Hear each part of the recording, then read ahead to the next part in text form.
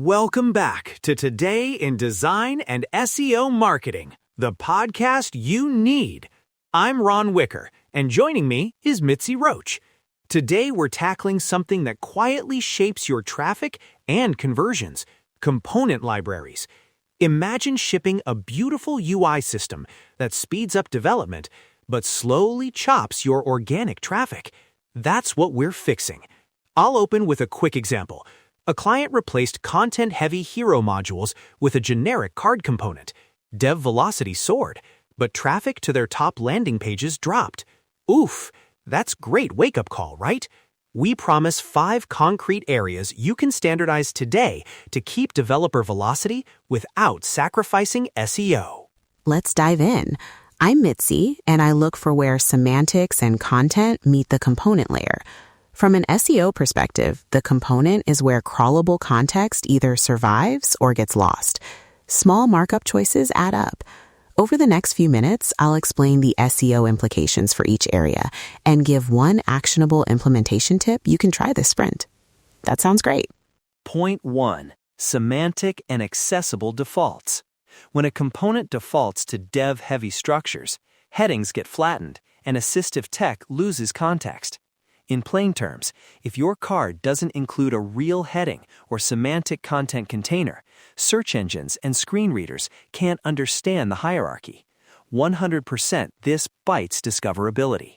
Exactly. For SEO, default to semantic HTML. Use H1 to H4 where meaningful inside page templates. Prefer article, section, nav, and ensure area only supplements, not replaces, proper markup. Implementation tip: add a linting rule or component test that fails if a content-bearing component renders without a heading slot or a required content node. That way, teams catch it in CI before it reaches production. I hear you.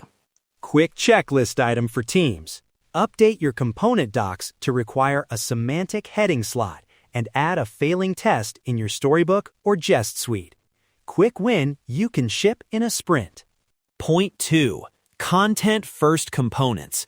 Too many reusable pieces assume copy is secondary, but snippets, meta descriptions, and excerpt-friendly modules are the signals search engines rely on.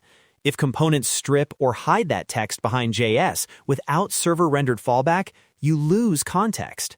From an SEO angle, components should carry structured data and clear copy slots. Add optional JSON LD hooks for article, product, or event types, and expose explicit props for meta-worthy copy, like summaries and bylines.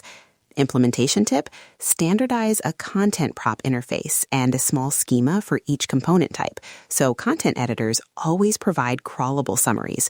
Most definitely, this keeps content discoverable and editors accountable. Checklist for point 2. Define a content contract for every component that can appear on landing pages: title, summary, author, date, and include structured data snippets in your template.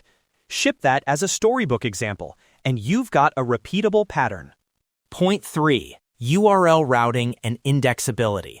Client-side frameworks are fantastic, but if your routing hides content behind navigation state or uses non-descriptive fragments, search engines might never index critical pages. We've seen single-page apps where landing content is only reachable after a flow. Bad for discovery. Right. The SEO implication is simple. Preserve discoverable URLs and server render key content. Prefer route-based rendering for primary content, and use canonical tags when components can render similar content in multiple routes. Implementation tip: ensure your components expose a server render flag and support pre-rendered markup for their critical content, so the initial HTML carries the key headings and summaries. Checklist item. Audit your routing patterns and mark components that must be server rendered. Use feature flags to roll this out and monitor index coverage in Search Console. Point 4. Performance budgets and lazy loading rules. Reusable components can bloat pages if everyone drops heavy dependencies into shared modules. That kills core web vitals and hurts rankings and conversions. Performance is both an SEO and UX metric. Set a library-level performance budget, max bundle size per route, time to interactive targets, and rules for lazy loading non-critical components. Implementation tip: mark interactive widgets to lazy load below the fold and require bundle splitting for heavy third-party libs. Add Lighthouse budget checks into CI so you don't regress. Checklist for point 4. Define route budgets, enforce them with CI checks, and add lazy loading defaults for non-essential components. That keeps pages fast without blocking developer reuse. Point 5. Measurement hooks and testability. If you can't measure how a component affects engagement or organic traffic, you're flying blind. Components should emit analytics events and be A/B testable at the component level. Exactly. Embed standardized analytics hooks in components, content impression, click to expand, and CTA interactions. Make variants easily switchable via feature flags so you can A/B test copy-first versus design-first versions. Implementation tip: include data layer contracts in your component API and sample GTM events in the component docs so marketers and engineers align from day one. Checklist item: add 3 baseline events to every content component and require a feature flag path for experiments.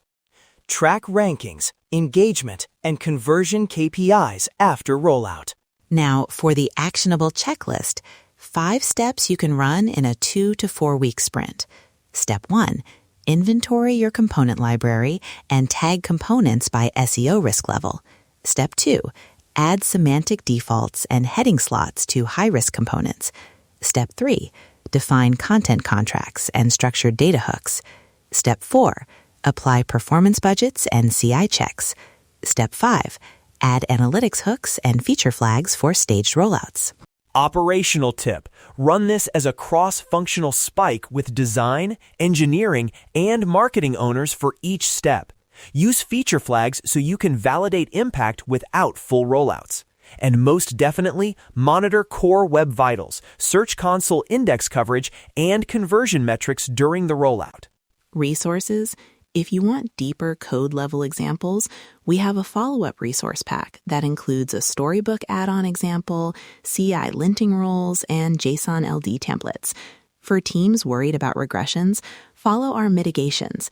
Stage changes behind flags, run Lighthouse and Search Console monitors, and roll back if you see negative signals. How Thinkit Media can help. We audit component libraries, produce a prioritized remediation roadmap, and run a short audit sprint to deliver the 5-step checklist in your stack. If you want results fast, we do a quick audit to identify the highest impact components in a week. That's exactly what we aim to do for clients who need measurable traffic and conversion wins without slowing development. One tactical step you can run right now: pick your top 3 landing pages, open the component tree, and check whether each content-bearing component includes a semantic heading, a summary prop, and a pre-render flag. If any are missing, add a simple storybook example and block merging until it's in place. Small changes, immediate wins. Thanks, Mitzi.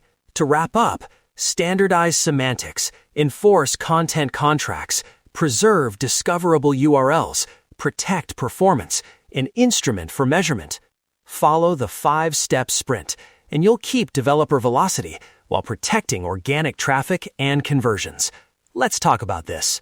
If you found this episode useful, subscribe so you don't miss the follow-up with code examples and a sample storybook add-on. And if you want that quick audit, reach out to Thinkit Media. We'll take a look at your component library and send a prioritized checklist. That sounds great.